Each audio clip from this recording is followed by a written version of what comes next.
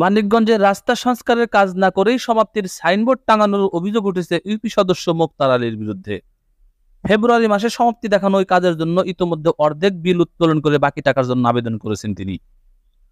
মানিকগঞ্জ সদর উপজেলার ভাড়ারিয়া ইউনিয়নে গ্রামীণ অবকাঠামো সংস্কার কর্মসূচির আওতায় 2023-24 অর্থ বছরের দ্বিতীয় পর্যায়ে পরিষদের 9 নং ওয়ার্ডের রাস্তা সংস্কারের কাজ পান মোক্তার আলী।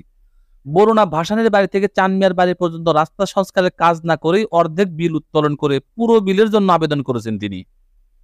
সরজমিনে গতকাল রবিবার দেখা যায় প্রকল্পে উল্লেখিত ভাসানের বাড়ি থেকে চানমিয়ার বাড়ি পর্যন্ত রাস্তা সংস্কারের কোনো কাজই করা হয়নি। হেলাচিয়া থেকে ভাসানের বাড়ি যেতে রাস্তায় ছোট্ট একটি ঢাল রয়েছে, সেখানে পাশ থেকে সামান্য কিছু মাটি এনে শুধু রাস্তা সমান করা হয়েছে।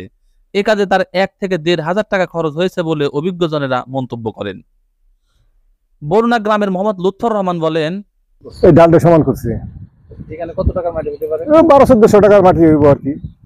মোহাম্মদ পান্নু মিয়া বলেন, এটা হট করে সকালবেলা দিয়ে সাইনবোর্ড টানানো, এই রাস্তা মাটি এইটুকু কাজ করছে, কোথাও কাজ মাটি হারে দেখিনি।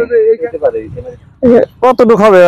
মোটামুটি 1400-1500 টাকার মাটি। ফেব্রুয়ারি মাসে কাজ শেষ করা হয়েছে উল্লেখ করা হলেও সাইনবোর্ড টাঙানো হয়েছে 5 দিন আগে, আর যে স্থানে কাজের কথা লেখা আছে সেখানে কোনো কাজই করা হয়নি।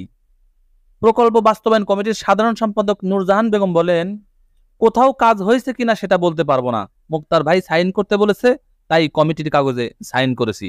এ বিষয়ে 9 নং ওয়ার্ড সদস্য ও প্রকল্পের সভাপতি মোহাম্মদ মুক্তার আলী বলেন, জরুরিভাবে আগেই কাজটি করে রেখেছিলাম, অর্ধেক বিল পেয়েছি, বাকি বিল পেতে আবেদন করেছি। ফেব্রুয়ারিতে কাজ শেষ হয়েছে উল্লেখ করা হলেও 2 মাস পর কেন সাইনবোর্ড টাঙানো হয়েছে এমন প্রশ্নের কোনো সদুত্তর দিতে পারেননি তিনি। উপজেলা প্রকল্প বাস্তবায়ন কর্মকর্তা মোহাম্মদ আলীর নূর বলেন, তাকে অগ্রিম অর্ধেক বিল দেওয়া হয়েছে, বাকি কাজ না করলে কোনো বিলই দেওয়া হবে না, যেটা দেওয়া হয়েছে সেটারও হিসেব নেওয়া হবে।